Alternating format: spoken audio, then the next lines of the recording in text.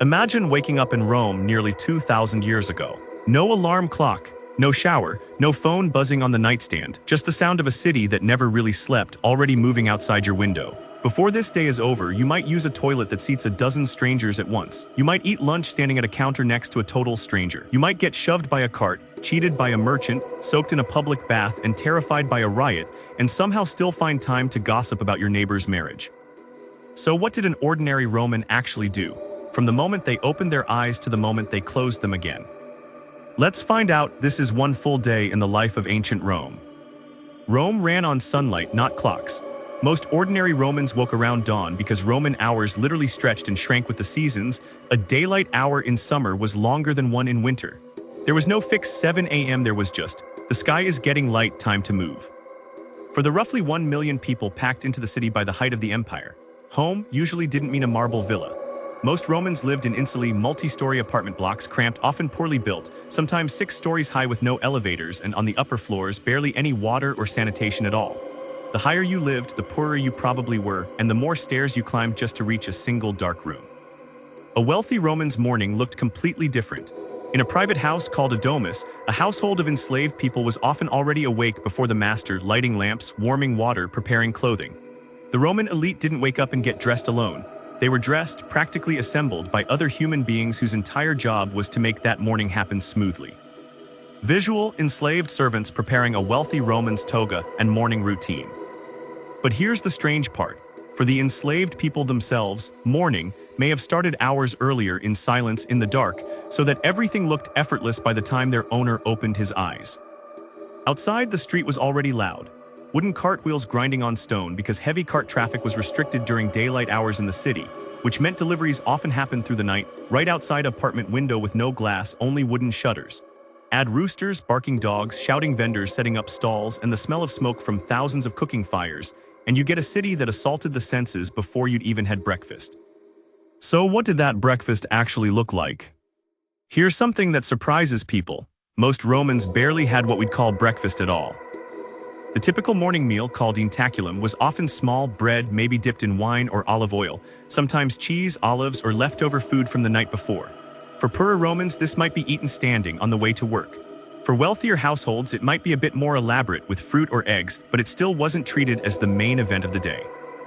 Diet varied enormously depending on class, region, and time period. A dockworker in the port city of Ostia ate differently than a senator in Rome, and a farmer in the countryside ate differently than both. Bread, though, was close to universal. Rome even ran a public grain distribution system for citizens, which tells you how central bread was to daily survival. For many working Romans, breakfast wasn't cooked at home at all. It came from the street. Because here's the thing, a huge number of Romans, especially in the crowded apartment blocks, didn't have real kitchens. Cooking fires in a wooden 6-story building were a genuine fire hazard, so many people simply bought hot food from vendors instead of cooking it themselves. Now that you've eaten like a Roman, it's time to find out what actually paid the bills. Here's the biggest myth to clear up right away. There was no single Roman lifestyle. Being Roman didn't mean living one particular life. It meant occupying one tiny slot in an enormous, brutally unequal social machine. At the top, a senator might spend his morning receiving visitors and clients in his home before heading to the forum for politics and business, a formal ritual called the salutatio, where lower-status citizens lined up to greet a powerful patron, hoping for favors in return. Below him, an entire economy of ordinary work kept the city running. Bakers hauling sacks of grain before dawn, builders scaffolding new apartment blocks, blacksmiths hammering in open-fronted shops, shopkeepers selling everything from sandals to spices, scribes writing letters for people who couldn't, doctors treating patients with a mix of real skill and outright guesswork, and teachers running small, often harsh schools in rented rooms or even out in the open street. Soldiers, when not deployed, might be stationed in or near the city on guard or administrative duty. Farmers just outside the city walls worked the land that fed Rome's enormous population. And prostitution was a visible, legal, low-status occupation, often tied to poverty and frequently to enslavement. Then there were the enslaved Romans, and this is where things get genuinely uncomfortable. Slavery wasn't a side detail of Roman life, it was foundational to it. Enslaved people worked as laborers, household servants, tutors, accountants, even doctors, depending on their skills. Some could eventually earn freedom. Many never did. Their labor is baked invisibly into almost everything we're describing in this video: the food, the baths, the buildings, the clean togas. So when you picture a Roman's workday, you're really picturing dozens of completely different lives happening at the same time, in the same city, often just a few streets apart from one another. And all of those lives collided in the same place, the street. If you want to understand ancient Rome, forget the marble columns for a second. Picture the street. It was loud, it was crowded. It smelled of sweat, animals, sewage, cooking oil, smoke, and whatever had just been dumped from an upper-story window, because in the poorer districts, waste disposal sometimes meant exactly that. Chamber pots emptied straight onto the street below, and pedestrians learned to watch the upper floors as much as the ground. Streets were narrow, and because wheeled cart traffic was restricted during the day, most daytime congestion came from foot traffic instead. Merchants hauling goods, beggars asking for coins, children weaving between adults, animals being led to market, and construction crews repairing buildings that seemed to be constantly going up or falling down. Political campaigning covered the walls, painted slogans backing candidates for office, an ancient version of a campaign poster. Public fountains offered free water. Small neighborhood shrines and temples appeared on nearly every block because religion in Rome wasn't confined to a single building, it was stitched into everyday walking around life. Visual Roman public fountain with people collecting water. And here's the strange part. This chaos was where the city's real information network lived.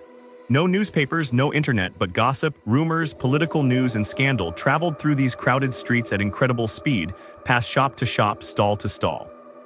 By midday, all that noise and hunger converged on one thing: lunch. Midday meal prandium tended to be light and quick for most working Romans, closer to a snack than a sit-down meal. And for people without kitchens, that meant heading to a thermopolium, a shop with a stone counter built with embedded jars, keeping hot food ready to serve. Think of it as Rome's version of fast food. Legumes, bread, vegetables, sometimes meat or fish, all doused in a fermented fish sauce called garum that Romans used the way we use ketchup, on nearly everything. Wine, usually watered down, often accompanied the meal even at midday. For wealthier Romans, lunch might be more substantial, served at home with a wider variety of dishes. For the poor, it might just be bread dipped in oil, eaten fast, standing up between one job and the next. But eating wasn't just about food. It was one of the few small pauses in an otherwise relentless day, which is exactly where fun starts to enter the picture. Here's a common mistake: assuming Roman entertainment meant non-stop gladiators. In reality, huge public games were periodic events, not a daily habit for most people. Day-to-day, Roman fun looked a lot more social and honestly a lot more familiar. People gambled with dice in taverns. They drank, they gossiped in the streets. They visited friends, browsed shops, attended religious festivals that dotted the calendar throughout the year. And when the big spectacles did happen, chariot races and gladiatorial games drew enormous roaring crowds that functioned almost like a modern stadium event, complete with betting, rivalries, and celebrity charioteers.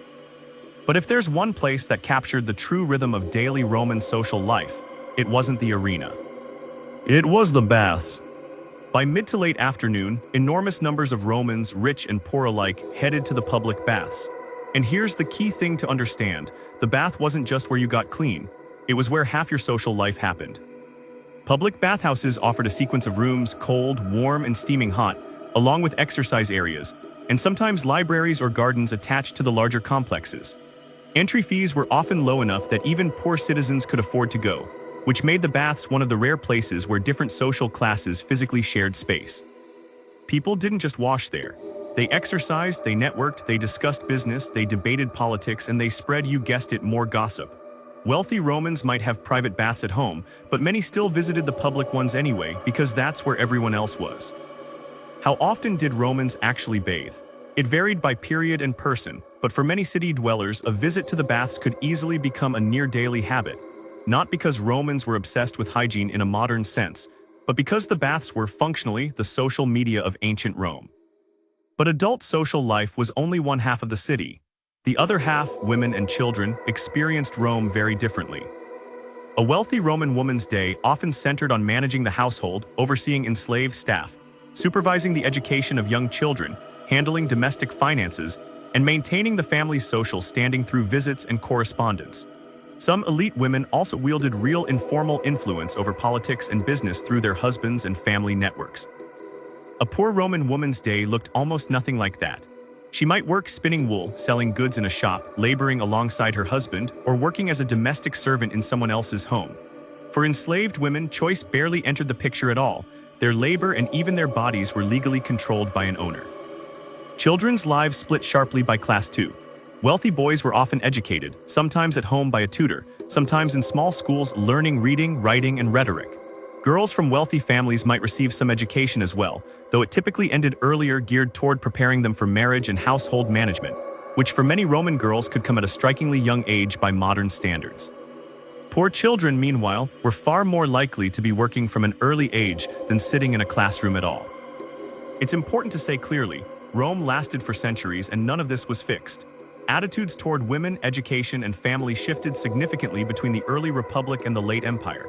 There was never one Roman woman's life, only many, shaped by wealth, status, and time period. As afternoon faded, though, all these separate lives began drifting toward the same thing: home and the coming dark. Dinner cena was the main meal of the day, typically eaten in the evening. For wealthier Romans, this could be an elaborate multi-course affair, eaten reclining on couches, sometimes with entertainment. For ordinary Romans, it was simpler: bread, vegetables, maybe some meat or fish if the budget allowed, shared with family in a cramped apartment. Taverns filled up after dark, offering food, wine, dice games, and rowdy conversation. But nighttime Rome had a genuinely dangerous edge to it. Streets weren't systematically lit. There was no organized police force in the modern sense. Fires were a constant threat in a city built largely from wood and packed impossibly tight. A single blaze could tear through entire neighborhoods before it burned out. Wealthier Romans, tucked into sturdier stone houses with private security in the form of enslaved guards, faced far less risk than the poor, who lived higher up in flammable apartment blocks with poor access to help if something went wrong. Walking Rome's streets after dark without an escort or a torch was widely understood as something you simply didn't do if you could avoid it. But eventually, even the busiest, loudest city on earth had to sleep. Roman beds ranged wildly by class, from simple wooden frames with straw or wool mattresses for the poor to elaborately carved and cushioned beds for the wealthy. Privacy was often minimal. In crowded apartments, entire families might share one or two small rooms, sleeping close together out of necessity rather than choice. In wealthy households, enslaved servants often slept nearby, sometimes even in the same room, ready to be summoned at any hour. Noise didn't fully stop after dark either. Cart deliveries rumbled through the streets at night specifically because they were banned during the day, meaning even sleep in Rome came with a soundtrack. And then, eventually exhausted, the city quieted, just enough to start the entire cycle again in a few short hours. So what did an ordinary Roman actually do all day? Not much about emperors, not much about famous battles. Mostly, work, food, family, money, gossip, religion, a bit of entertainment, a lot of noise, and the simple, grinding effort of surviving another day in one of the busiest, most crowded cities the ancient world had ever seen. 2,000 years later, the empire is gone. The temples have fallen, the arenas are ruins, and the streets have completely changed. But the basic rhythm of that Roman day, wake up, work, eat, complain, socialize, relax, and do it all again tomorrow, might be surprisingly familiar. So if you suddenly woke up in ancient Rome tomorrow morning, how long do you think you'd last?